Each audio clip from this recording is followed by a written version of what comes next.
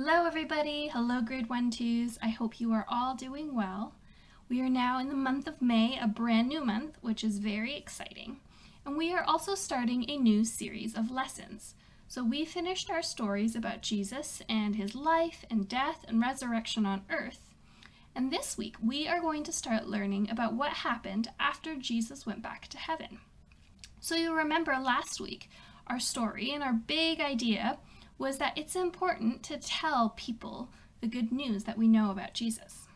And so we are going to learn about how the disciples started to tell everyone about Jesus and how the church started to grow. And most importantly, we are going to learn about how God calls each one of us to follow him as well. So our story today is about a man named Saul. His story can be found in the Bible, in the book of Acts, chapter 9, verses 1 through 9. I'm going to be reading from our big book that looks like this. Normally we have a CD player for this, but I will be reading. And this book is called Saul's Surprise, On the Road to Damascus. And we will be reading this book for the next couple of weeks. So let's see if we can make sure to get the whole page on screen here. That's pretty good. Once long ago, there lived a man named Saul who didn't like anyone who followed Jesus. He thought the Christians were wrong, that they were lying about Jesus being God's son. In the big city of Jerusalem, Saul arrested Jesus' followers and threw them in prison. Sometimes he would even put them to death.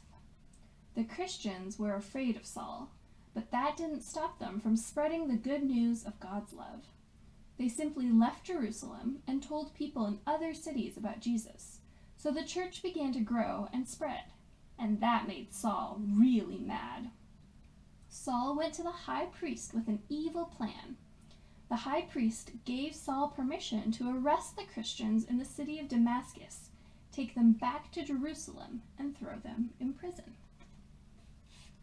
So that's what this page looks like. I'm going to turn the page. Oh, this one's tricky. We're going to try to fit both pages on here. Here we go. So Saul and his helpers set off for Damascus. As they neared the city, a blinding light from heaven flashed, and Saul fell to the ground. Then Saul heard a voice, and Jesus said, "Saul, Saul, why do you keep trying to hurt me?" And Saul said, "Who are you, Lord?" And Jesus answered, "I am Jesus, who you are persecuting. Now get up and go into the city, and you will be told what you must do." When Saul got up, he couldn't see anything. He was blind. Saul had to ask his friends to lead him to the city of Damascus. He stayed there for 3 days, praying and waiting. God was calling Saul to follow him. So I hope you are paying attention because I have some questions about this story. I'm going to see if I can get my lighting back here. And so the first question is, who did Saul want to put in prison and why? And the next question is, what happened to Saul? And the question after that, what did God want Saul to do? And lastly, what did Saul do when Jesus spoke to him? God called Saul to stop being mean to Jesus' followers, to turn his life around and to follow God. God calls us to follow him too. So we have a song that connects with our story today. And it is about how we can follow God. And the song goes like this. God calls us to follow him every single day. God calls us to follow him. He'll lead us all the way. Follow God, he loves you too. Do just what he says to do. God calls us to follow him every single day. So how do we follow him? We obey him. So now let's sing with the word obey instead of follow. God calls us to obey him every single day. God calls us to obey him. He'll lead us all the way. Obey God, he loves you too. Do just what he says to do. God calls us to obey him every single day. So when you think about the story of Saul, I want you to try something this week. Maybe you can ask your brother or sister, or maybe you can ask mom or dad or someone in the house to get some toys or some things around the house. It doesn't have to be a toy, it can be anything in the house, and put it in a bucket and cover it up, or you can close your eyes. Let's see if I have an example here.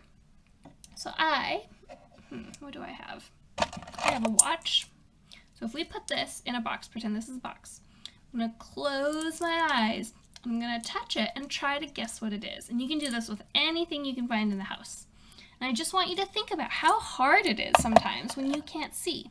Another thing you can do, but in a very safe way, you can try to walk around your room, or maybe your living room, somewhere in your house with your eyes closed, and see how hard it is not to be able to see. Because that's what Saul did.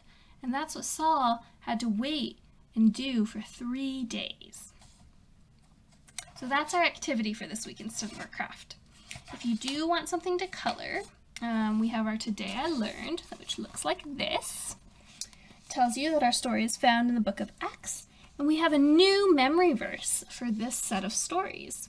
And the verse is in 1 John. You'll find it up here on the Today I Learned, but it is in 1 John chapter 5, verse 3a, and it says, "This is love for God, to obey his commands." We're going to keep talking about that. I'm going to talk about how following God and obeying his commands is really important. All right. Before I go, I want to remind you that next Sunday is Mother's Day.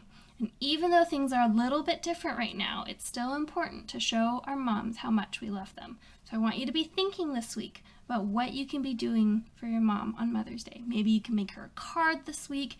Maybe you can think of something nice to do for her. I want you to think about it, okay? Mother's Day is next week, and we will see you then. Bye.